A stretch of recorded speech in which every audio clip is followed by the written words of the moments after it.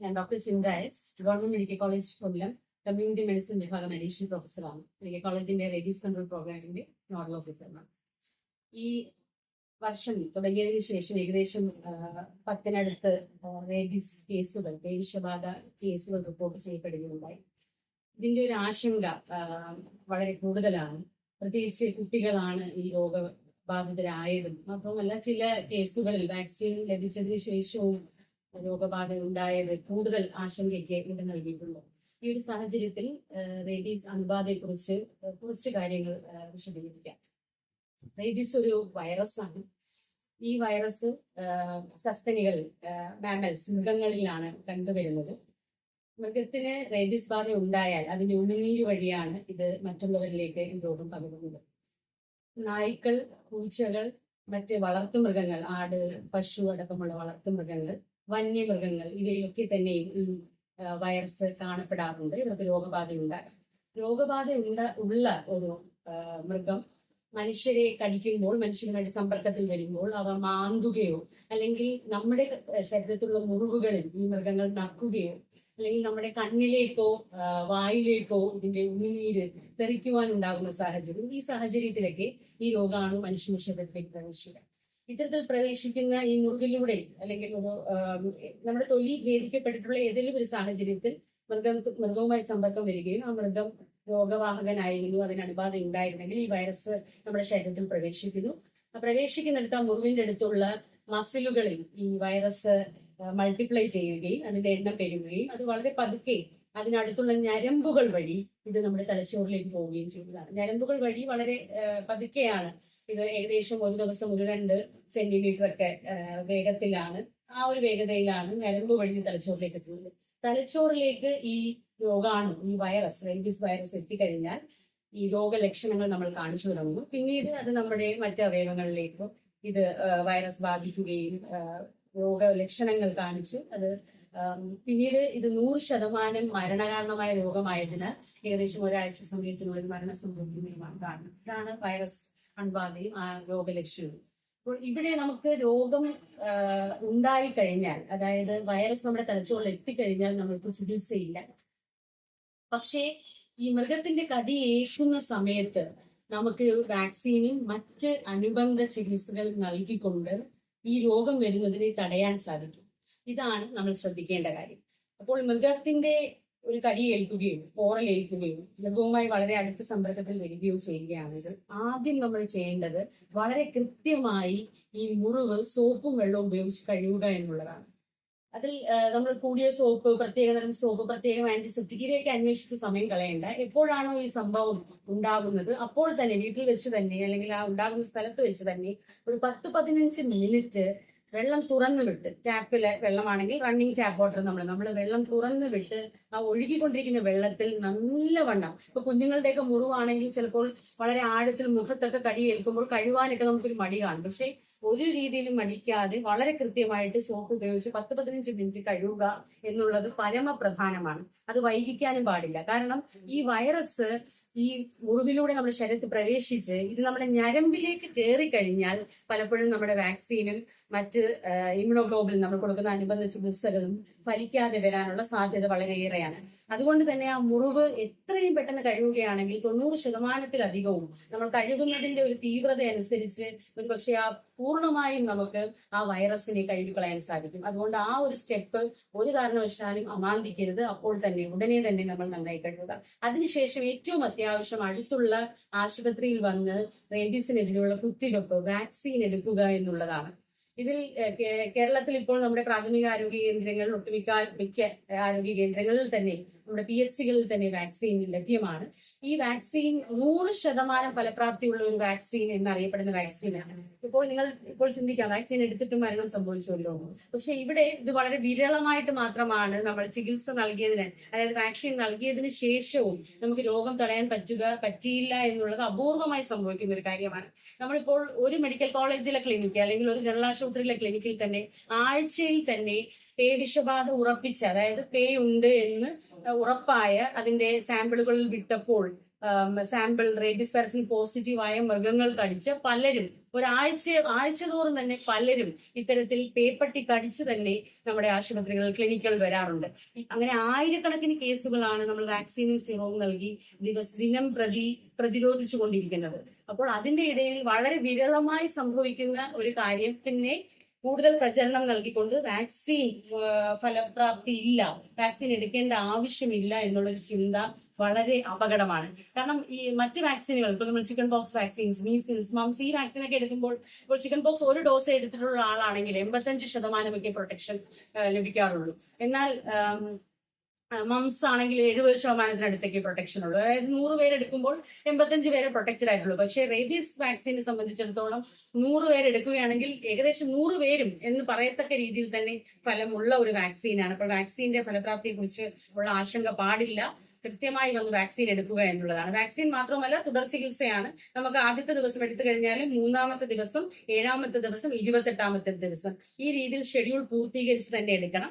Government ആശുപത്രികളിൽ തൊലിപ്പുറത്താണ് vaccine എടുക്കുന്നത്. വളരെ ഫലവത്തായ ഒരു രീതിയാണ്. പ്രൈവറ്റ് ആശുപത്രികളിൽ മസിലിലായിരിക്കും എടുക്കുന്നത്. അപ്പോൾ 5 കുത്തിവെപ്പുണ്ട്.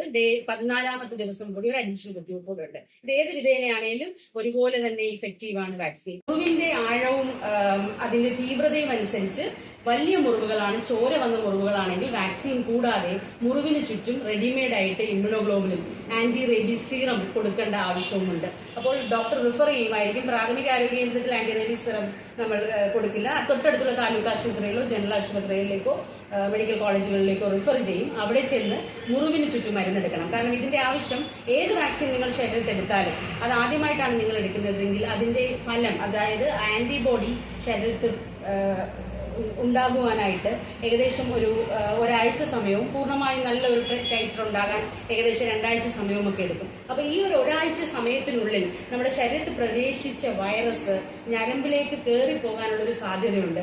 അതുകൊണ്ട് ഈ വാക്സിന്റെ ഫലം വരുന്നതിന് മുമ്പ് തന്നെ അവിടെ വെച്ച് തന്നെ ലോക്കലി ഈ വൈറസുകളെ നമ്മൾ റെഡിമെയ്ഡ് ആയിട്ടുള്ള ആന്റിബോഡികൾ കുത്തിവെച്ചുകൊണ്ട് അവിടെ വെച്ച് തന്നെ ഈ വൈറസുകളെ കൊല്ലുകയാണ്, ന്യൂട്രലൈസ് ചെയ്യുകയാണ് ആന്റി റേബീസ് സിറം ചെയ്യുന്നത്. അപ്പൊ ഇത് വളരെ ആവശ്യമുള്ള ചികിത്സയാണ്. അത് ആഴമുള്ള മുറിവുകൾക്കാണെങ്കിൽ ഡോക്ടർ റിഫർ ചെയ്യും, അത് നിങ്ങൾ എടുക്കുകയും വേണം. ഇനി നമ്മൾ ശ്രദ്ധിക്കാനുള്ളത്, ഇപ്പോൾ വാക്സിൻ എടുത്ത് നമ്മൾ ഏകദേശം 102 കേസുകളാണ് കഴിഞ്ഞ ഒരു 5 വർഷത്തിനുള്ളിൽ കേരളത്തിൽ റിപ്പോർട്ട് ചെയ്തത്. അതിലൊരു 20-ൽ താഴെ കേസുകൾ വാക്സിൻ എടുത്ത കേസുകളായിരുന്നു. അപ്പോൾ ആ കേസുകൾ നമ്മൾ വിശദമായി പരിശോധിച്ചപ്പോൾ നമുക്ക് കാണാൻ കഴിഞ്ഞത്, ഈ മുറിവുകൾ വളരെ ഗൗരവമുള്ള ആഴത്തിലുള്ള മുറിവുകൾ, പ്രത്യേകിച്ച് മുഖത്ത്, തലയോട്ടിയിൽ, കഴുത്ത്, പിന്നീട് കൈയുടെ പ്രത്യേകിച്ച് കയ്യിലും മുഖത്തുമൊക്കെ ഒത്തിരി അധികം ഞരമ്പുകളുണ്ട്. അതിന്റെ നെർവ്സിന്റെ ഡെൻസിറ്റി വളരെ കൂടുതലാണ്. അതുകൊണ്ട് തന്നെ ഈ ആഴത്തിലുള്ള മുറിവുകൾ ഉണ്ടാവുമ്പോൾ ഈ നെർവുകളിലേക്ക് വൈറസ് നേരിട്ട് പ്രവേശിക്കുവാനും അല്ലെങ്കിൽ വേഗത്തിൽ പ്രവേശിക്കുവാനുള്ള സാധ്യത കൂടുതലാണ്. അതുകൊണ്ട് അത്തരത്തിലുള്ള മുറിവുകളൊക്കെ ആണ് ദൗർഭാഗ്യകരമായി വാക്സിൻ എടുത്തിട്ടും സീറം എടുത്തിട്ട് പോലും കേസുകൾ ആയിട്ട് റിപ്പോർട്ട് ചെയ്തിട്ടുള്ളത്. അത് വളരെ വിരളമാണ്. ആയിരക്കണക്കിന് കേസുകൾ ഇപ്പോഴും നമ്മൾ വാക്സിൻ വെച്ച് പ്രതിരോധിക്കുകയാണ് എന്നുള്ള കാര്യം മനസ്സിലാക്കുക. മൃഗവുമായിട്ട് സമ്പർക്കം വന്നാൽ തീർച്ചയായും വാക്സിനും, അതിന് കൂടിയ മുറിവുകളാണെങ്കിൽ സീറവും എടുക്കണം. 2, ഒരിക്കൽ നമ്മൾ എപ്പോഴെങ്കിലും ഈ വാക്സിൻ എടുത്തിട്ടുള്ളവർക്ക് ജീവിതകാലം മുഴുവൻ ഈ വാക്സിന്റെ പ്രൊട്ടക്ഷൻ ഉണ്ട്. പിന്നീട് നിങ്ങൾക്ക് മൃഗവുമായി സമ്പർക്കം വന്നാൽ സീറം എടുക്കേണ്ട ആവശ്യമില്ല, മുഴുവൻ 4 ഡോസ് കുത്തിവയ്പ് എടുക്കേണ്ട ആവശ്യമില്ല, 2 ബൂസ്റ്റർ ഡോസുകളുടെ മാത്രമേ ആവശ്യമുള്ളൂ. അതുകൊണ്ട് തന്നെ പലപ്പോഴും കുഞ്ഞുങ്ങൾക്കൊക്കെ എന്തെങ്കിലും ചെറിയൊരു മുറിവ്, ചിലപ്പോൾ തുപ്പൽ പറ്റിയ നായ നക്കിയിട്ടേക്കേ ഉള്ളൂ, അത്ര ചെറിയ നിസ്സാരമായ കാര്യങ്ങളാണെങ്കിൽ പോലും ആ അവസരങ്ങൾ വിനിയോഗിച്ച് കുഞ്ഞുങ്ങളെയൊക്കെ വാക്സിനേറ്റ് ചെയ്യുന്നത് വളരെ ഉത്തമമായിരിക്കും. നമ്മൾ ഇതിനെ നമ്മുടെ കുട്ടികളുടെ വാക്സിനേഷൻ ഷെഡ്യൂളിൽ ഉൾപ്പെടുത്തുന്നതിനായിട്ട് ഒത്തിരി റെക്കമെൻഡേഷൻസ് ഉണ്ട്. പക്ഷേ അതിന്റെ ഒരു വിലയുടെ ഫാക്ടറൊക്കെയാണ്. നാഷണൽ ഗവൺമെന്റ്, സെൻട്രൽ ഗവൺമെന്റ് ആയിട്ട് അത്തരത്തിലൊരു പോളിസി വന്നിട്ടില്ല. അപ്പോൾ അത് ചിന്തിക്കുന്നതാണ്. അപ്പോൾ നമ്മുടെ കുഞ്ഞുങ്ങൾക്ക് 15 വയസ്സിൽ താഴെയുള്ള കുട്ടികൾക്കാണ് കൂടുതൽ ഇത്തരത്തിൽ പേവിഷബാധ കണ്ടുവരുന്നത്. പല കാരണങ്ങളാണ്. ഒന്ന്, കുഞ്ഞുങ്ങളുടെ ഒരു പൊക്കം, അവർക്ക് പൊക്കം കുറവാണ്, മൃഗം ആക്രമിക്കുമ്പോൾ ചിലപ്പോൾ വീഴും. അപ്പോൾ മുഖത്തൊക്കെ ആയിരിക്കും, കുഞ്ഞുങ്ങളെ എപ്പോഴും മൃഗങ്ങൾ ആക്രമിക്കുമ്പോൾ മുഖത്തൊക്കെ ആയിരിക്കും കടി കൂടുതൽ കിട്ടുന്നത്. അതുകൊണ്ട് തന്നെ ആ ഗൗരവമായ മുറിവ് കൂടുതലാണ്. അത് റേബീസ് അസുഖം ഉണ്ടാകുവാനുള്ള സാധ്യത അത്തരം മുറിവുകൾക്ക് കൂടുതലാണ്. 2, കുഞ്ഞുങ്ങൾ ചിലപ്പോൾ ഇത്തരത്തിൽ മൃഗങ്ങളുമായി സമ്പർക്കം വന്നാലും പല കാരണങ്ങളാൽ വീട്ടിൽ പറയാതെ ഇരിക്കാം.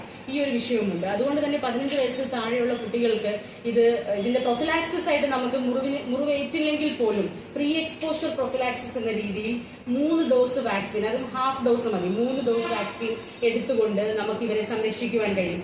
അതായത് ഇന്നത്തെ ദിവസം ഡേ 0 എടുക്കുക, ഡേ 7 ഏഴാമത്തെ ദിവസം, പിന്നെ 28ാമത്തെ ദിവസം അല്ലെങ്കിൽ 21 അല്ലെങ്കിൽ 28, 0, 7, 21 അല്ലെങ്കിൽ 28 ദിവസം ഒരു സൈഡിൽ വാക്സിൻ എടുത്താൽ മതിയാവും. ഈ രീതിയിൽ നമുക്ക് പ്രീ എക്സ്പോഷർ പ്രൊഫിലാക്സിസ് ആർക്ക് വേണമെങ്കിലും എടുക്കാം. പക്ഷെ കുഞ്ഞുങ്ങൾക്ക് അത് എടുക്കുന്നതിനെ കുറിച്ച് കൂടുതൽ ചിന്തിക്കേണ്ട ഒരു സാഹചര്യം ഇത്രയും കേസസ് കൂടുമ്പോൾ നമ്മൾ അതിനെക്കുറിച്ച് ചിന്തിക്കേണ്ടതുണ്ട്.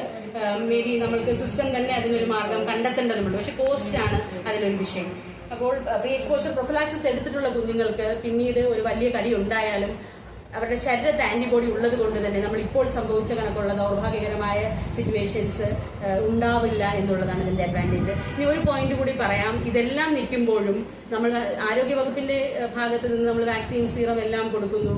ഇനി കുട്ടികൾക്ക് പ്രീ എക്സ്പോഷർ പ്രൊഫിലാക്സിസ്, അതായത് നേരത്തെ തന്നെ വാക്സിൻ എടുക്കുന്നതിനെ കുറിച്ചും ചിന്തിക്കാം. പക്ഷെ അതിനെല്ലാം അപ്പുറം ഈ ഡോഗ് പോപ്പുലേഷൻ, ഇത്രയും അധികം നായ്ക്കൾ, കാരണം ഈ കേസുകളൊക്കെ എല്ലാ മൃഗങ്ങളും, വന്യമൃഗങ്ങൾ, പൂച്ചയിൽ നിന്നും എല്ലാം നമുക്ക് വരാം. എങ്കിലും 95% കൂടുതൽ കേസുകളും നായ്ക്കളിൽ നിന്ന് തന്നെയാണ് നമുക്ക് റിപ്പോർട്ട് ചെയ്യപ്പെട്ടിരിക്കുന്നത്. അപ്പോൾ ഇവിടെ ഈ തെരുവു നായ്ക്കളുടെ എണ്ണം ഇത്ര കൂടുതലാണ്. നമുക്ക് വീട്ടിൽ ഒരു നായയെ വളർത്തണമെങ്കിൽ ഇപ്പോൾ ഗവൺമെന്റ് സ്ട്രിക്റ്റ് ആയിട്ട് നിയമങ്ങൾ കൊണ്ടുവന്നിട്ടുണ്ട്. ലൈസൻസ് വേണമെന്നുണ്ട്. ലൈസൻസ് വേണമെങ്കിൽ പട്ടിയെ വാക്സിനേറ്റ്, വർഷം തോറും വാക്സിനേഷൻ എടുക്കണം പട്ടികൾക്ക്. ആ പട്ടികളെ വാക്സിനേറ്റ് ചെയ്താൽ മാത്രമേ ലൈസൻസ് ലഭിക്കുകയുള്ളൂ. പക്ഷേ തെരുവു നായ്ക്കളെ നിയന്ത്രിക്കുക എന്നുള്ള വളരെ കഠിനമായ ഒരു ഉത്തരവാദിത്തമാണ് ഇപ്പോൾ നമ്മുടെ മുമ്പിലുള്ളത്. ഇപ്പോൾ നമ്മൾക്ക് ഈ റീസെന്റ് കുഞ്ഞുങ്ങൾ ബാധിക്കപ്പെട്ട കേസുകളിലൊക്കെ തന്നെയും അവിടെ തെരുവുനായ ശല്യം കൂടുതലുള്ള പ്രദേശങ്ങളിൽ നിന്നാണ് കേസുകൾ റിപ്പോർട്ട് ചെയ്തിട്ടുള്ളത്. അപ്പോൾ അതിനു വേണ്ടിയിട്ട് നമ്മുടെ സർക്കാർ സംവിധാനങ്ങളിൽ നിന്ന് നമ്മൾ ഒരുമിച്ച്, ഇപ്പോൾ പഞ്ചായത്ത് തലത്തിലാണെങ്കിലും നമ്മൾ ഒരുമിച്ച് എന്ത് ചെയ്യാൻ പറ്റുമെന്നുള്ളത് ഒന്ന്. പിന്നീട് ഏറ്റവും ലോകരാജ്യങ്ങളിൽ ഈ രോഗം ഇറാഡിക്കേറ്റ്, നിർമ്മാർജ്ജനം ചെയ്ത പ്രദേശങ്ങൾ, ഇന്ത്യയിലാണെങ്കിൽ ഗോവ കണക്കുള്ള സംസ്ഥാനം ഇത് നിർമ്മാർജ്ജനം ചെയ്തിട്ടുണ്ട്. ഇവിടെയൊക്കെ ഏറ്റവും പ്രധാനപ്പെട്ട സ്ട്രാറ്റജി മാസ് ഡോഗ് വാക്സിനേഷൻ ആയിരുന്നു. അതായത് പട്ടികളിൽ, വളർത്തുന്ന മൃഗങ്ങൾ നമ്മൾ വീട്ടിൽ വളർത്തുകയാണെങ്കിൽ തീർച്ചയായും അവർ വാക്സിനേറ്റ് ചെയ്യുന്നു. അതല്ലാതെ തെരുവു നായ്ക്കളെയും എല്ലാം വാക്സിനേറ്റ് ചെയ്യുവാനുള്ള ഒരു ശ്രമമാണ് നമ്മൾക്ക് അടുത്തതായിട്ട് വേണ്ടത്. ഇനി തെരുവുനായ്ക്കൾ ഉണ്ടാകാൻ, ഒരു സംസ്കാരം ഉള്ള ഒരു പ്രദേശത്ത് ശരിക്കും തെരുവുനായ്ക്കൾ ഉണ്ടാവാൻ പാടില്ല എന്നാണ് പറയുന്നത്. കാരണം നമുക്ക് മൃഗസ്നേഹമുണ്ട്, ഏത് മൃഗത്തെയും നമ്മൾ പരിപാലിക്കുക. 2, ഇത്തരത്തിൽ വേസ്റ്റ് മാനേജ്മെന്റിന്റെ പ്രശ്നം. നമ്മൾ ഈ അടുത്ത കേസസ് ഉണ്ടായ സ്ഥലങ്ങൾ സന്ദർശിക്കുമ്പോഴൊക്കെയും തന്നെ അവിടെ തെരുവുനായ്ക്കൾ എന്തുകൊണ്ട് അത്ര കൂടുതൽ എന്ന് അന്വേഷിച്ച് വലുതായിട്ട് പോകണ്ട. അവിടെ തന്നെ തൊട്ടടുത്ത് തന്നെ ധാരാളം മാലിന്യ സംസ്കരണത്തിന്റെ പ്രശ്നങ്ങൾ, വേസ്റ്റ് കൂട്ടിയിട്ടിരിക്കുന്ന സ്ഥലങ്ങൾ, ഇവിടെയാണ് ഇത് തമ്പടിച്ച് കൂടുതൽ നിൽക്കുന്നത്. അപ്പോൾ ആ രീതിയിലും നമ്മൾ പൊതുവായിട്ട് ഇത് വാക്സിൻ എടുത്തിട്ട് വന്നു, ഈ രീതിയിൽ ഇത് ആരോഗ്യവകുപ്പിന്റെ മാത്രം ഉത്തരവാദിത്തമല്ല. ഈ രോഗം എന്ന് പറയുന്നത് നമ്മളെല്ലാവരും കൂട്ടായി ചേർന്ന്, അതിൽ ആരോഗ്യവകുപ്പിന് ഉത്തരവാദിത്തമുണ്ട്, മൃഗസംരക്ഷണ വകുപ്പിന് ഉത്തരവാദിത്തമുണ്ട്, നമ്മുടെ പഞ്ചായത്തുകൾക്ക് ഉത്തരവാദിത്തമുണ്ട്. അതിനെല്ലാം പുറമേ നമ്മൾ പൊതുസമൂഹം ഇതിനെക്കുറിച്ച് ഇത്രയും ഒരു സങ്കടകരമായ ഒരു സിറ്റുവേഷൻ നമുക്ക് നിലനിൽക്കുമ്പോൾ നമുക്ക് ഉണർന്ന് പ്രവർത്തിക്കേണ്ടതുണ്ട്. കൂട്ടായ യജ്ഞത്തിൽ കൂടി മാത്രമേ നമുക്ക് ഈ രോഗത്തെ നിർമ്മാർജ്ജനം ചെയ്യുവാൻ സാധിക്കുകയുള്ളൂ.